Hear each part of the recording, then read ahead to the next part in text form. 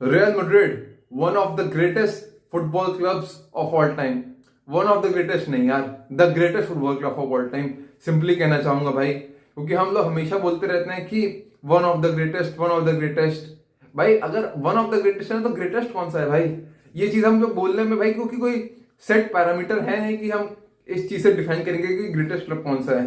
लेकिन फिर भी भाई अगर हम ओवरऑल देखें ना, स्टार्टिंग ऑफ फुटबॉल से यूरोपियन कप, चैंपियंस लीग, उन सबसे देखें ना, तो अगर हम टोटली कंपेयर करें तो Real Madrid has to be और is the top most club in the footballing world यार।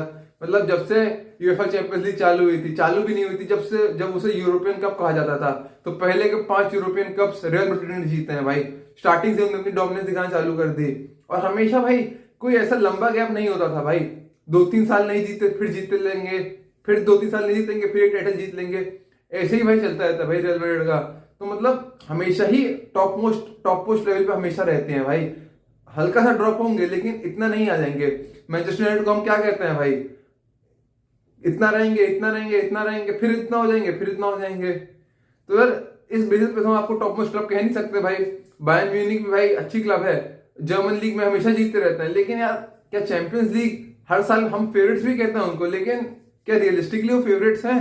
इस साल भी अगर हम दो देख लें भाई, क्या कहते हैं, उनकी स्क्वाड रियल मैड्रिड के सिमिलर लेवल पे होगी, दोनों टीम की सिमिलर लेवल की स्क्वाड्स हैं, लेकिन क्या जीत पाएंगे भाई चैंपियंस लीग? मुझे लगता जीत पाएंगे। और रियल मैड्रिड के साथ स्क्वाड बेकार होने के बावजूद भी उतनी स्ट्रेंथ नहीं है स्क्वाड में, सेंटर बैक्स तीनों इंजर्ड चल रहे हैं, लेकिन फिर भी भाई हम इन द फेवरेट्स कहते हैं कि भाई चाहे जैसा भी हो भाई, एकेडमी प्लेयर भी खेल रहा हो ना, मुझे लगता है इसकी एक क्लब जीत जाएगा, एक क्लब जीत जाएगा भाई। तो ये कहीं ना कहीं उनकी मेंटालिटी दिखाती है कि भाई कुछ तो है भाई इस क्लब में जो इसको सबसे अलग बनाता है भाई। कुछ तो इसका डीएनए ऐसा ही है कि पावरफुल है, कुछ तो चैंपियन वाली स्पिरिट है इस क्लब में। सो मुझे लगता है कि यार भाई रियल मैड्रिड की हिस्ट्री इस बात का आराम से सबूत है कि यार they are one of the greatest clubs in the world भाई। हम देखते हैं भाई उनका स्ट्रगलिंग पीरियड आता रहता है, बहुत स्ट्रगल करते हैं, लेकिन यार वो स्ट्रगल के बाद हमेशा टॉप पे आते ही हैं। ऐसा कभी टाइम नहीं है कि स्ट्रगलिंग पीरियड ही उनका चलता गया। मैनचेस्टर यूनाइटेड के साथ क्या है भाई, स्ट्रगल ही चलता जा रहा है। कोई उम्मीद तो आ ही नहीं कि टॉप पे आएंगे कि नहीं आएंगे। तो भाई वो आपको रियल मैड्रिड के साथ कभी देखने को नहीं मिलेगा यार। 3 चैंपियंस लीग जीती लगातार, फिर तो ड्रॉप है भाई, रोनाल्डो ने छोड़ दिया, हैजार्ड आए, वो सब थोड़ा सा मरियानो डियाज, वो सब बेकार टीम खेल रही, बेकार प्लेयर्स थे। धीरे चैंपियंस लीग जीत गए भाई। मतलब कहीं ना कहीं जीत गए। इस साल के भी फेवरेट्स ही हैं। मतलब भाई इन एंड आउट तो रहते ही हैं, कभी भी ऐसा नहीं लगेगा कि आपको यार आप हर साल जाओगे ना चैंपियंस लीग में बोलोगे कि फेवरेट्स रियल मैड्रिड तो है ही यार। मैं हर बार यही चीज बोला जा रहा हूं, लेकिन आप कहीं ना कहीं मेरी बात से रिलेट कर पा रहे होगे यार। आप चाहे जिस भी टीम के फैन हो यार, लेकिन आप कहीं ना कहीं तो इस बात को रिस्पेक्ट करोगे, इस बात को समझोगे कि यार रियल मैड्रिड में कुछ तो बात है भाई। बार्सिलोना फैंस भले जितनी भी लड़ाई झगड़ा चलता रहे भाई, बार्सिलोना में वो बात नहीं जो रियल मैड्रिड में है भाई। तो यार रियल मैड्रिड की हिस्ट्री इस बात का सबूत है कि भाई they are the greatest club in the world भाई। हमेशा वो स्ट्रगल करते रहे। गैलेक्टिकोस वो सब भाई हमेशा कहीं ना कहीं गैलेक्टिकोस हमें ये तो दिखा रहा है कि यार कहीं ना कहीं उनका ग्रेटेस्ट बनने की सोच ही वैसी है, तो सोच ही उनको ग्रेटेस्ट बना रही है, ऐसा लग रहा है। गैलेक्टिकोस बनना चाह रहे थे, काफी फेल हुए। Galacticos was a totally failed project. Almost एक ही चैंपियंस लीग जीत पाए। उम्मीद कितने की कर रहे थे, कह रहे थे कि we will win 5 champions league in 5 years, ये सब बात हो रही थी, और 5 सीजन में बस एक ही चैंपियंस लीग जीत पाए। दिक्कत नहीं है उसमें यार, लेकिन लुइस फिगो, फ्लोरेंटिनो पेरेज जब इलेक्ट होते हैं प्रेसिडेंट, तो वो कहते हैं उससे पहले कि अगर मैं प्रेसिडेंट बनूंगा तो लुइस फिगो को बार्सा से रियल ले आऊंगा भाई, वो सब। और वो लुइस फिगो आ भी जाते हैं यार, तो हम देखते हैं ना यार कि रियल मैड्रिड के पास है कि मैं ये करके दिखाऊंगा। हमेशा ही भाई सुपर लीग भी हम देख रहे हैं यार। सुपर लीग का मैं सपोर्टर नहीं हूं, मैं फ्लोरेंटिनो पेरेज की भी इस बात का सपोर्टर नहीं हूं, लेकिन कहीं ना कहीं वो दिखा रहे हैं कि भाई जो ला लीगा स्पेनिश फुटबॉल ने अपनी जो फुटबॉलिंग फाइनेंशियल पावर लूज करी है, वो उसको रीगेन करना चाह रहा है। वही उनका मोटिव दिखा रहा है कि उनको कहीं ना कहीं वापस से टॉप पे आना है। तो मतलब ऐसा क्लब है भाई जो मतलब पीछे रहना ही नहीं चाहता, हमेशा उसको आगे आना है। तू मुझसे आगे निकला, मैं अभी आ रहा हूँ, रुक बेटा प्रीमियर लीग में आ रहा हूँ, ऐसे तुझे ऐसे ही तो ऐसे हराऊंगा मैं। मतलब भाई सुपर लीग भले ही मुझे पसंद नहीं है, लेकिन वो यार एक चैंपियन मेंटालिटी दिखा रहा है भाई, रियल मैड्रिड की, बार्सिलोना की, इन सब क्लब्स की एक मेंटालिटी दिखा रहा है कि ये पीछे नहीं रहना चाहते, पीछे नहीं रहना चाहते प्रीमियर लीग क्लब से। तो यार इस चीज की हमें हमें थोड़ी सी रिस्पेक्ट करनी चाहिए। रियल मैड्रिड हमेशा से जीतते आते हैं, फिर स्ट्रगलिंग पीरियड आता है भाई। जब वो गैलेक्टिकोस के बाद उनका काफी स्ट्रगलिंग पीरियड था भाई, मतलब चैंपियंस लीग में तो कहीं दिखते ही नहीं थे भाई, क्वार्टर फाइनल सेमीफाइनल तक तो पहुंच जाए तो सक्सेस होती थी भाई उनके लिए। लेकिन फिर भी भाई होल्ड ऑफ किया, फिर भाई स्ट्रगल करते रहे, फिर अच्छा पीरियड आया, स्ट्रगल किया, अच्छा पीरियड आया भाई। जोसे मूरिन्हो जब आए थे तो उन्होंने कहा था कि there were only 2 to 3 players who had played quarter final of the Champions League when I came, Ronaldo and Casillas and Xabi Alonso, they were only the 3-4 players that played Champions League, वो सब ऐसा कुछ था भाई। पूरी mentality shift हुई है उसके बाद से रियल मैड्रिड। फिर हम देख रहे थे बार्सिलोना उस टाइम पे पीक पे थी, एकदम पेप के अंडर थी बार्सिलोना, और नो डाउट वो रियल से अच्छे थे उस टाइम पे। लेकिन भाई रियल ने क्या लूज नहीं किया यार, मतलब अपने हम अच्छा भाई 5-0 से हरा दिया हमें, अब तू देख बेटा, अब तू देख उस सीजन, बस जो जोसे मूरिन्हो का पहला सीजन था रियल मैड्रिड में, उसमें उन्होंने काफी स्ट्रगल किया, लेकिन फिर भी कोपा डेल रे कप कंपटीशन में बारसा को हरा ही दे रहे थे। उसके बाद जो अगला सीजन था उसमें भाई रियल ने, जो 2011-12 का सीजन था, उसमें रियल ने भाई सारे रिकॉर्ड तोड़ दिए भाई ला लीगा के, पता नहीं बहुत सारे रिकॉर्ड तोड़े थे। Most goals in La Liga, most goal from counter attack, वो सब बहुत सारे रिकॉर्ड थे, मोस्ट पॉइंट्स अचीव्ड, ये सब ऐसे कुछ पॉइंट्स थे। और चैंपियंस लीग में उस साल वो काफी अनलकी रहे थे, बैंक के अगेंस्ट पेनल्टीज पे हार गए थे भाई। हमने देखा था जोसे मूरिन्हो के बाद काफी कुछ रिवाइटलाइज हो गया था। वैसे हम देख रहे थे भाई ऐसे ही पीरियड आता रहता है भाई। जब विसेंटे डेल बॉस्के थे रियल के मैनेजर अर्ली 2000s में, तब काफी डोमिनेंट थे। फिर जब उन्होंने छोड़ा गैलेक्टिकोस के बाद, तब 6-7 साल काफी स्ट्रगल था। मैनुअल पेलेग्रिनी, फैबियो कैपेलो, ये सब कोचेस थे, कुछ ज्यादा कर नहीं पाए, अच्छे कोचेस थे। फिर जब मूरिन्हो आए, फिर काफी शिफ्ट हुआ, काफी अच्छी होने लगी, लेकिन फिर काम नहीं हुआ मूरिन्हो, फिर मूरिन्हो छोड़े। फिर उसके बाद एंचेलोटी आए, फिर चैंपियंस लीग जीते एंचेलोटी, फिर एक चैंपियंस लीग जिता दी, फिर काफी मीडियोकर हो गई थी रियल मैड्रिड। अगले सीजन बारसा जीत गए, अब फिर रियल मैड्रिड सोच रहे कुछ करना है। राफा बेनिटेज आए, रियल मैड्रिड ने उनको 1 साल के अंदर ही सैक कर दिया, उनकी रोनाल्डो से कुछ लड़ाई हो गई थी। फिर जिडान आए भाई, उनने 3 साल में 3 चैंपियंस लीग जिता दिया, बहुत बड़ी बात होती है भाई। और जो उनका ला डसीमा था भाई, उसमें तो भाई एथलेटिको के अगेंस्ट 1-0 से एथलेटिको जीत रहे, पूरे मैच में एक गोल मारा उन्होंने, फिर पूरे टाइम पाक बस कर दी भाई।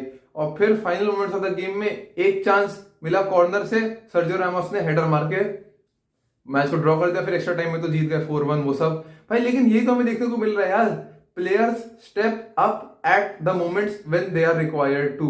यार मतलब रियल मैड्रिड भाई उस समय जरूरत थी यार, तो उस समय भाई किसी प्लेयर ने आके रिस्पॉन्सिबिलिटी ली, कॉर्नर से गोल मारा यार। मतलब यही हमें दिखाता है भाई कि उनकी यार मेंटालिटी है यार ये, कि भाई मुश्किल मोमेंट्स में जब और टीम हम देखें ना, यही उनको एक एज देता है भाई एटलेटिको के अगेंस्ट की। मतलब यार एटलेटिको 2 बार उनसे चैंपियंस लीग फाइनल हारी हैं, और कहीं ना कहीं उनके पास यही मिस कर दिया कि उनने बस थोड़ा सा, जब उनको प्लेयर को रिस्पॉन्सिबिलिटी लेनी थी, थोड़ा सा और क्वालिटी दिखानी थी, बस वही कहीं ना कहीं चूक गए। सर्जियो रामोस ने उस वक्त इतनी क्वालिटी दिखाई भाई, क्या हेडर गोल मारा, उसके बाद भाई अटैकर ने कंट्रोल ले लिया पूरा। अगर वो कोई अटैकर मुझे नहीं लगता उस टाइम पे मार पाता। सर्जियो रामोस ने हेडर मारा, उसके बाद अटैकर से अपना काम किया भाई, सोचा उन्होंने कि भाई चलो भाई अपने डिफेंडर ने मैच को ड्रॉ कर दिया है, अब हमारी जिम्मेदारी है, अब हमें गोल मारना है एक्स्ट्रा टाइम में। 3 गोल उतार दिए भाई, डी मारिया, रोनाल्डो सबने मार दिए। तो ये हमें दिखाता है भाई उनका, मैं बस बोल रहा हूँ कि वो इस मुकाम पे जहां तक पहुंचे ना रियल मैड्रिड, अपनी मेंटालिटी की वजह से पहुंचे भाई, कि हमें बेस्ट बनना है, और अगर हम बेस्ट है नहीं ना तो हम कुछ भी करेंगे, आड़े टेढ़े करके कुछ ना कुछ करेंगे। जो 3 चैंपियंस लीग उन्होंने जीती, उसमें रेफरी की वो सब है भाई, वो सब मैं उस बारे में नहीं जाना चाहूंगा भाई। रेफरी था चाहे जो भी था यार, जीत तो गए ना यार, अब उस बारे में बात नहीं करो यार। रेफरी के हम डिसीजन देखते हैं यार, कभी हमारे फेवर में चले जाते हैं, कभी हमारे फेवर में नहीं जाते, तो उसको ऐसा न्यूट्रल ही आप मानो तो यार अच्छा रहेगा। 3 चैंपियंस लीग जीती। 2018 में लिवरपूल के अगेंस्ट भाई काफी डिफिकल्ट मैच चल रहा था, माना कि उसमें कैरियस की काफी गलती हुई थी, लेकिन भाई बेल का बाइसिकल किक आप देख रहे हो, मतलब क्या गोल मारा भाई। मैच एकदम 1-1 का ड्रॉ चल रहा है, हमें कुछ ना कुछ मैजिकल मोमेंट चाहिए कि हम जीतने लगे। उसी टाइम पे एक प्लेयर आके हमारा रिस्पॉन्सिबिलिटी लेता है एक मैजिकल मोमेंट प्रोड्यूस करता है। भाई यही तो है यार, यही तो उनकी स्पिरिट दिखाता है भाई। फिर 2018 में उसके बाद रोनाल्डो छोड़ते हैं, फिर बहुत स्ट्रगलिंग पीरियड आता है, बहुत स्ट्रगलिंग पीरियड आता है। मैं उस टाइम पे सच में सोच रहा था कि यार रियल मैड्रिड का अब डाउनफॉल चालू हुआ है भाई, डाउनफॉल चालू हुआ है। उसी टाइम पे जिडान भी छोड़ देते हैं, फिर जूलियन लोपेटेगी आते हैं, सैंटियागो सोलारी आते हैं, काफी स्ट्रगल चालू हो जाता है। रिप्लेसमेंट आती है रोनाल्डो की, मरियानो डियाज, ईडन हजार्ड, ये सब लोग आने लगते हैं। कोर्टुआ को साइन करते हैं, केलोर नवाज छोड़ने लगते हैं, तो उनका कोर जाने लगता है, हम लोग देख रहे हैं धीरे धीरे उनका कोर छोड़ने लगता है। बेल भी छोड़ देते हैं उसके 1-2 साल बाद भाई। फिर डर लगने लगता है, लोपेटेगी सैक होते हैं, सोलारी भी सैक होते हैं। फिर थोड़ी सी उम्मीद तब आती है जब जिडान आते हैं, लेकिन वो बस ऐसे ही लग रहा था कि एक टेम्परेरी बेसिस के लिए आए हैं, कि बस थोड़ी सी शिप को स्टडी करने के लिए आए हैं। फिर भाई जिडान थोड़ा अच्छा रहता है, ला लीगा टाइटल जीतते हैं, लेकिन चैंपियंस लीग में वो कन्विक्शन नहीं आ रहा था कन्विक्शन। फिर 2021 में जिडान छोड़ देते हैं, इट्स ओवर।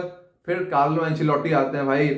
फिर भाई एवर्टन से आते हैं, मतलब एवर्टन से कार्लो एंचेलोटी आते हैं। उस टाइम पे जोसे मूरिन्हो भी लिंक्ड थे कि रियल में आने वाले हैं। फिर भाई एवर्टन से आते हैं रियल में आते हैं।